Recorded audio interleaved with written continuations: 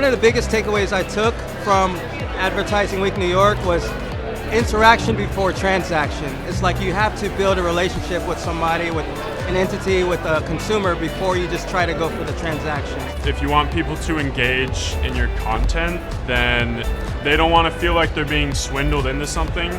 They want to feel like they're receiving something from your service. Everyone is getting into the game of addressability.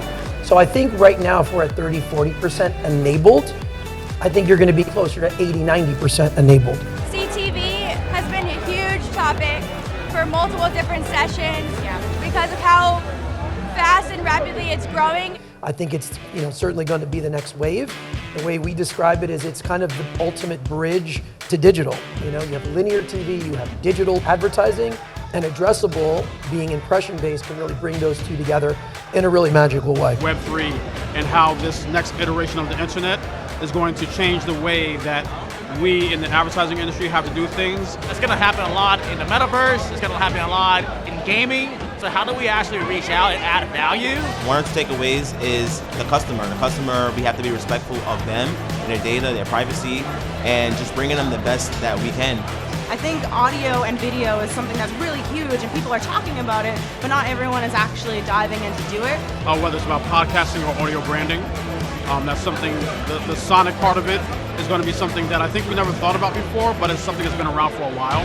Cross-platform measurement is super important, and just being in person, connection, always important. A few key takeaways that I would say the power of data, and particularly the power of first-party data.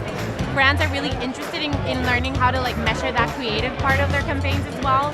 I really love hearing from a lot of the big brands, like even DirecTV and all that sort of stuff about how, these big established brands still have to pivot, right? And still have to kind of move and be nimble in a way that smaller brands are kind of challenging them all the time.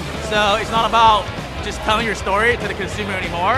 It's about co-creating a story with them and using the power of marketing and technology to be able to help preserve cultural heritage sites.